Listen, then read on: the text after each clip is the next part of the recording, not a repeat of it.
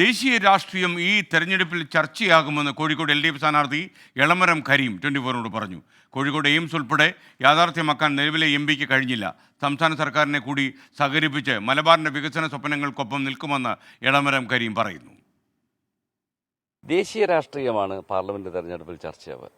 ദേശീയ തലത്തിൽ BJP government കൈക്കൊള്ളുന്ന നിലപാടുകൾ, നയങ്ങൾ, ഒന്ന് തീവ്ര വർഗീയവൽക്കരണം, രണ്ട് ഉദാരവൽക്കരണം, ഇതെല്ലാം ജനങ്ങളെ ബാധിക്കുന്നതാണ്. കർഷകർ വലിയ സമരത്തിലാണ്, തൊഴിലാളികൾ വലിയ പ്രക്ഷോഭം നടത്തി, മതന്യൂനപക്ഷങ്ങൾ വലിയ ആശങ്കയിലാണ് എവിടെയൊക്കെ പോകുന്നതെന്നുള്ളത്. മണിപ്പൂരിലെ അനുഭവം നമ്മുടെ മുമ്പിലുണ്ട്.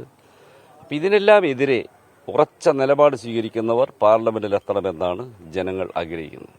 കോൺഗ്രസിന് അതിന് കഴിയില്ല എന്ന് അവർ തെളിയിച്ചിട്ടുണ്ട്. അപ്പോൾ ഇടതുപക്ഷത്തിന്റെ കൂടെ ജനങ്ങൾ നിൽക്കും. എയിംസ് ഉൾപ്പെടെ ഇപ്പോഴും സ്വപ്നമായി കോഴിക്കോട് നിൽക്കുകയാണ്. അപ്പോൾ കോഴിക്കോടുകാർക്ക് നൽകാനുള്ള ഉറപ്പുകൾ എന്തൊക്കെയായിരിക്കും? എയിംസ് ഉൾപ്പെടെ നമ്മൾ അവകാശമാണ്. 2012 മൻമോഹൻ സിംഗ് പ്രധാനമന്ത്രിയാകുമ്പോൾ പ്രഖ്യാപിച്ചതാണ്. 2009 മുതൽ 14 വരെ മൻമോഹൻ സിംഗിന്റെ ഗവൺമെന്റ് ആയിരുന്നു. അപ്പോൾ മൻമോഹൻ സിംഗ് ഗവൺമെന്റിൽ സ്വാധീനമുള്ള പാർലമെന്റ് മെമ്പർ ഉണ്ടായിട്ടും അവർക്കത് ചെയ്യാൻ പറ്റിയില്ല. ഇടതുപക്ഷ ജനാധിപത്യ മുന്നണി ഈ മലബാറിന്റെ, പ്രത്യേകിച്ച് കോഴിക്കോടിന്റെ വികസനത്തിൽ വളരെയേറെ കാര്യങ്ങൾ ചെയ്യുന്ന ഒരു രാഷ്ട്രീയ മുന്നണിയാണ്, ഗവൺമെന്റാണ്. ഇപ്പോൾ കേരള സർക്കാരിന്റെ സ്വാധീനവും കൂടി ഉപയോഗപ്പെടുത്തി കോഴിക്കോടിന്റെ വികസനത്തിനായി നല്ല നിലയിൽ ശ്രമിക്കും.